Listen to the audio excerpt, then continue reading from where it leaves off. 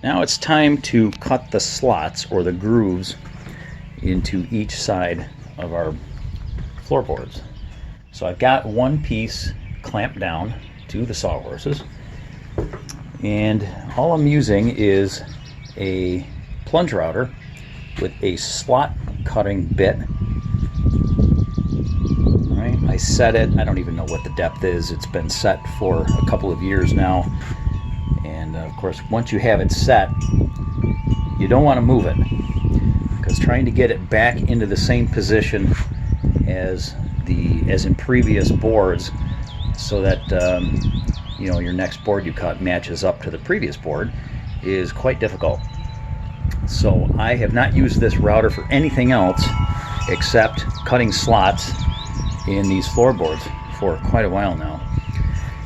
So all I'm going to do is route out the edge, which will put the slot, you can see that, it's not going to be down at center, it'll be above center, but I didn't care as long as it will lock the boards together.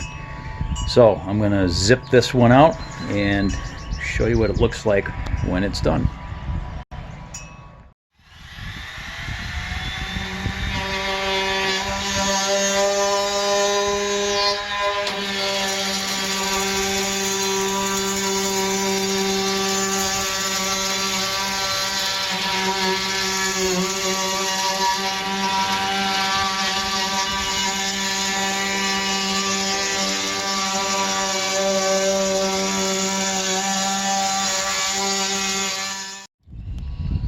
And there you go.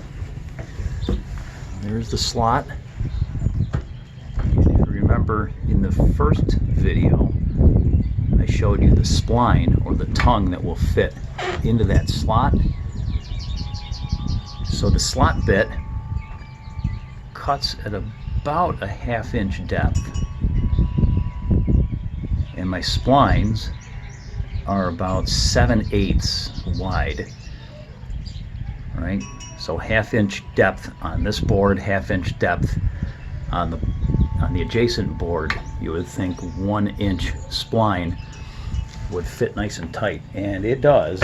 But if you happen to cut it a little too big or too wide, it will keep the two boards from fitting tightly. So I undercut the spline to 7/8.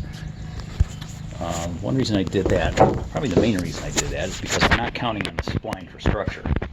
In normal tongue and grooving, the tongue locking into the slot or the groove adds structure.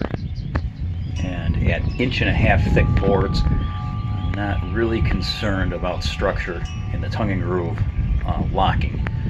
So it's really more for keeping the first floor light from coming up through the joints. Right? If I didn't have a tongue here and there was any kind of a gap in this joint, you would see the light from downstairs. Also dust or liquids, if you happen to spill anything on this, would have a harder time getting down through there. So it's really just to fill the gap, not for structure.